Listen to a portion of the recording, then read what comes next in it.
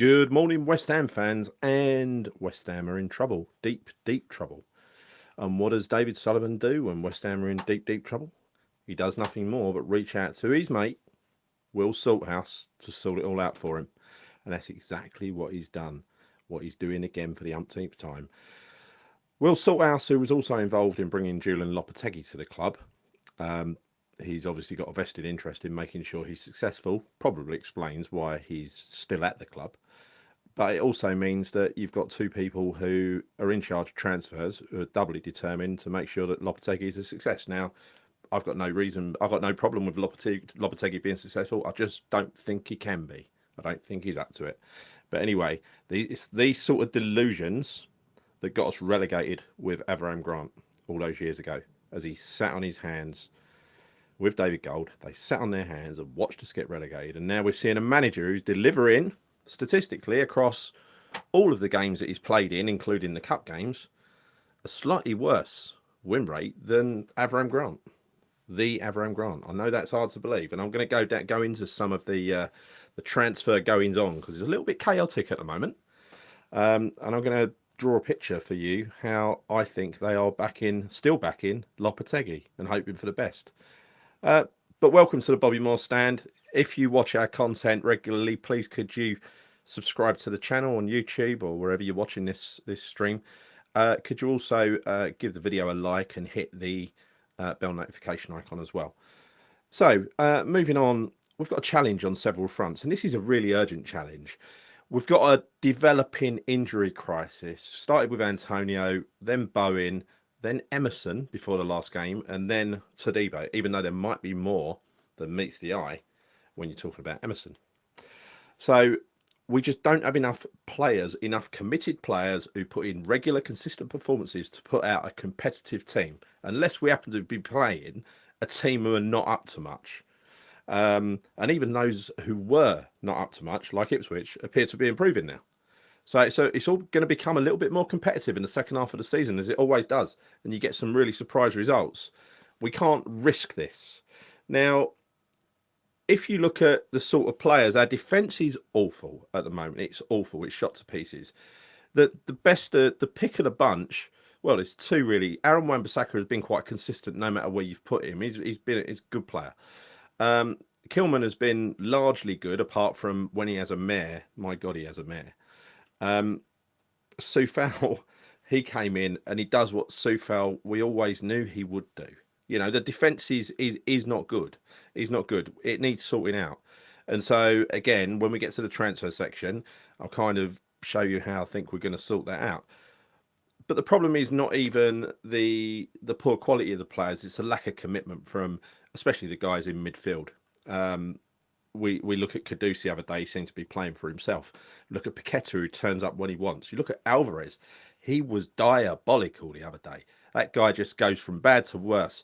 He's not good. And so you've got a certain group of players, and they would be probably Souček, Soufal, Jimmy Crescencio, Somerville.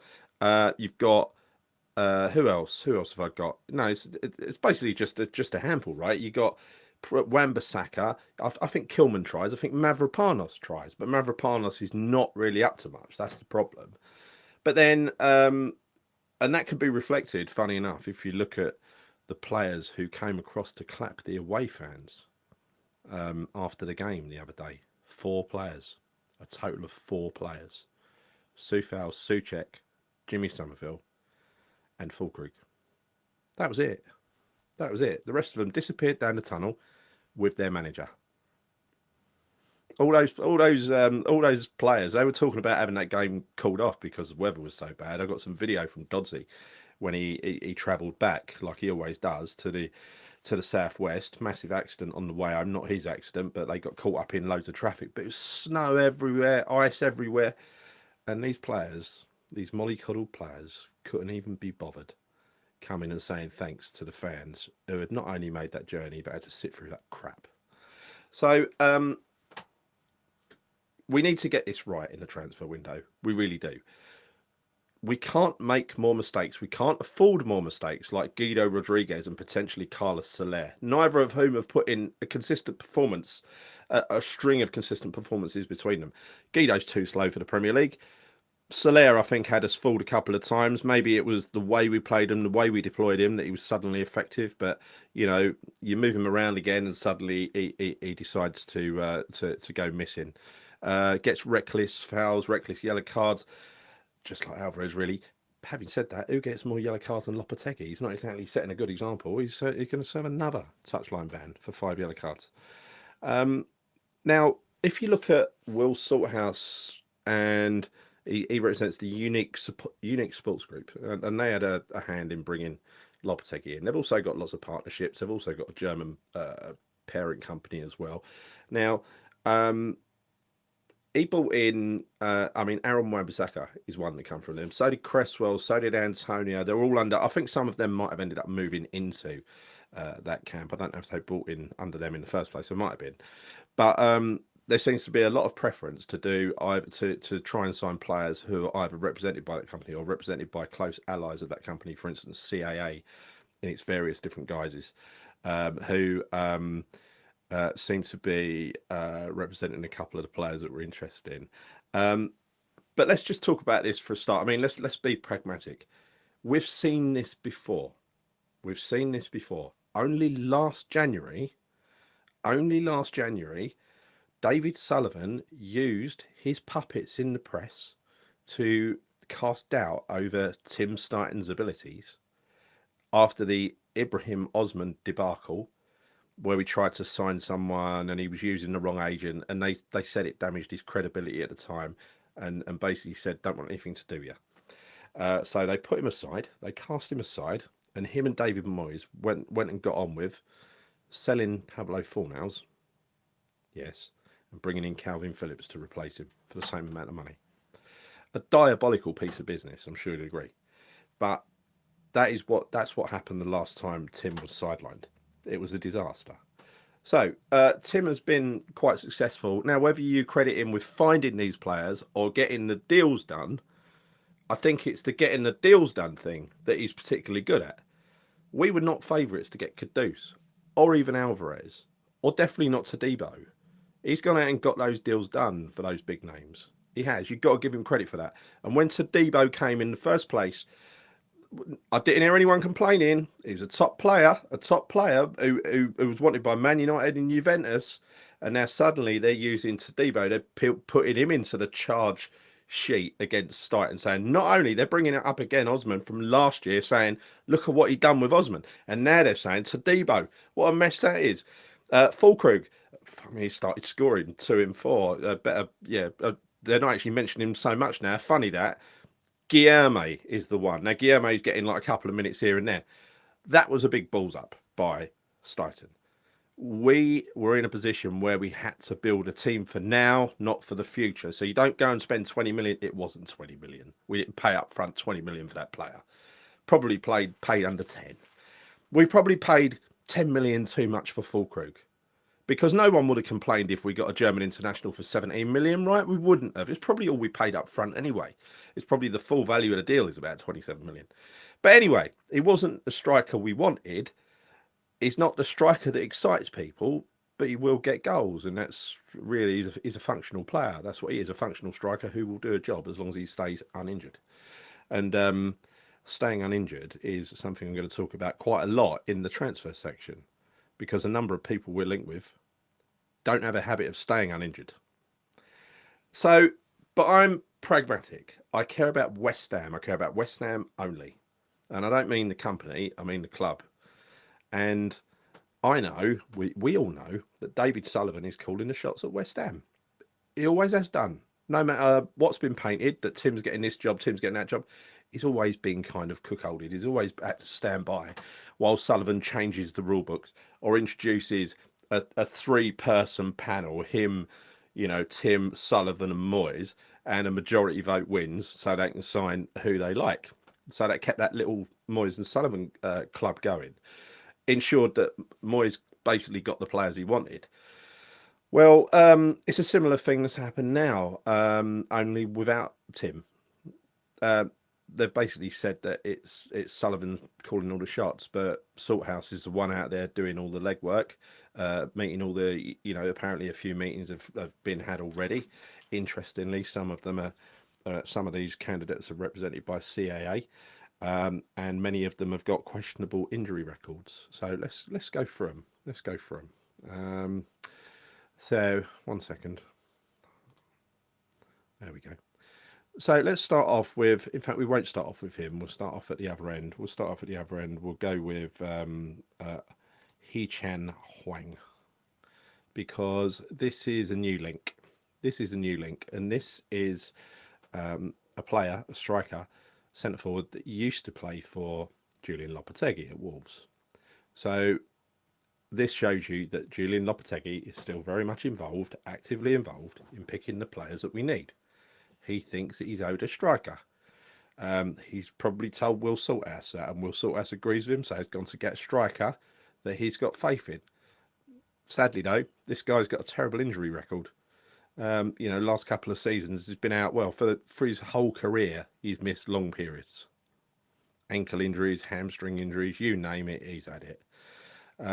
This is the reason why I feel there are legs in this rumour. Something that He Chen Huang doesn't very often have. Same goes for Evan Ferguson. Ankle injuries, wankles, I think you could call them. Big injury, 146 days up until August this year from April last year. He's just had, there's another ankle problem ongoing at the moment. He's currently injured. So Brighton have got no chance of selling him with a reoccurring potential ankle problem that kept him out for 146 days. I think that probably makes us the only candidates for his signature. And because he's got injured, I don't think that's going to be an obligation to buy. Do you? If he gets fit before the end of the season. So for that reason, I think you don't put all your eggs in the Evan Ferguson basket. Got to be honest. Emmanuel Latte Lath. Again, he's got a great injury record. He's actually been pretty good so far. He looks like he can play, left or right wing. We know about him already. Chris mentioned him. He's quite passionate about him, actually. But here's where the injury concerns continue. Kieran Tierney. This is someone, a left back, a good left back to be fair, from Arsenal. Arsenal fans really like him, but he's hardly ever available because of his diabolical injury record. I guess in some ways it's difficult to get players apart from those that are on the outskirts of the squad, and that's exactly what he is. But if you look at these, he's had knee injuries, none of them very long, apart from a knee surgery 21-22, which took him out for 98 days, and a hamstring injury recently. It took him out for best part of 4 months. And the hamstring injuries are reoccurring, and I think if you look at those, that gives you there's a bit of essence of Mikel Antonio about his hamstrings, I think. He is represented, by the way, by CAA, and so is Nicola Fagioli, the Italian attacking midfielder, who has just served a 7-month ban for betting offences. So he should get on well with Lucas Paqueta. I think that has brought his value down quite significantly to Juve. I wonder if Juve still want to do a deal for Todibo, because apparently that is what Todibo wants. He realises he's made a mistake now. This is via his agent, by the way. He would like to get a move. For all the game time he gets at West Ham, I think it would be good for all parties if he did get a move. I still think he's a really, really good player, and we shouldn't be losing money on him in any way, shape or form. But if there's a part exchange deal to be done for a part of the team that we actually desperately need, and we can bring in another centre half, because you can't rely on Mavropanos alone, then maybe there's a deal to be done. Emerson apparently wants to go to Juve. Apparently Juve want Emerson to go to Juve as well. So there's lots of things, and this feeds into the Kieran Tierney situation as well, being a left back, because you don't want Aaron Wan-Bissaka playing left back, even though there's a better left back than our left back. Also, do you see who Nicola Fagioli is represented by as well? CAA. So there's lots of Will Salthouse over these links. I'm not going to say they're bad links. It's hit and miss as far as I'm concerned with Salthouse. It's sometimes it's good, sometimes it's bad. When it's bad, it's bad. When it's good, it's okay. I can't say he's blown me socks off. I think he was involved in the Jimmy Somerville deal though, and I've got to say he's a good player. So let's have more of them and fewer Maxwell Cornets, please, if that's the way it's going to be. Other players that we're linked with today, Carney Chukwuemeka, looks like it's really gathering pace. He's got a release clause of 40 million at Chelsea. 21-year-old attacking midfielder, good player, youngster, but it's likely that Chelsea will agree to a loan, and that's why I think that one makes it quite likely. Brais Mendes for Real Sociedad, good attacking midfielder, 25, quite aggressive, excellent ball control, vision, and passing ability. That would be a purchase. So I think if we're going to get someone like that, you need to get rid of Kudus or Todibo or Alvarez or one of them. One of the big players has got to go out if you're going to actually start spending money. I think Fagioli, again, with Juve, I think there's some horse trading to be done, especially if you bring Todibo into the mix as well, right? Todibo and Emerson. And yeah, that is it. Oh, by the way, Kieran Tierney, apparently he's already agreed a deal with Celtic. He's agreed personal terms with Celtic. That's his boyhood club. That's where he wants to go to. I'm sure we'll make a more lucrative offer than Celtic. We're bound to, but we've kind of got into that one quite late. So clearly there's not a lot of planning gone into this. This is Sullivan or Lopetegui saying get me a left back, and albeit a bit too late, they've kind of gone and identified him. Let's just hope the right players are brought in and that they can stay fit and stay committed. Anyway, look, we need to move quickly. We need to get deals done. Frankly, at the moment, it's not in West Ham's interest to play politics. I think if Steidten's got to step aside, I think that'll be the end of Steidten, to be honest. I don't think he's got a fair crack at the whip at West Ham. I think he's been harshly judged by many of his critics in the media, who only cite the stuff that is they blame him for everything bad, basically. I wonder who's going to take the fall if these transfers go wrong.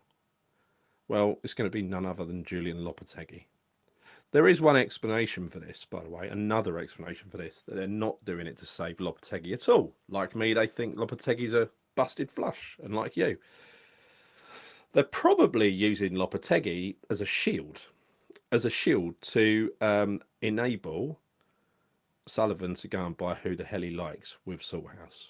The manager is not going to get in the way. He's desperate to keep his job. Steidten is out of the way. This is all with Sullivan and Salthouse now. That's what I think is likely the situation. And so if we get some of these deals done quickly, i.e. before the Fulham game, maybe just after the Fulham game, I think that's going to coincide with when Lopetegui's finally let go.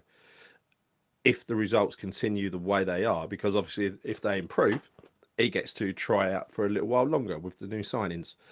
And I'm sure he's been blaming Steidten as well. We know he's been blaming Steidten because we heard it through Guillaume Balaguer that it's Steidten's fault that he didn't bring him in as striker, etc., etc.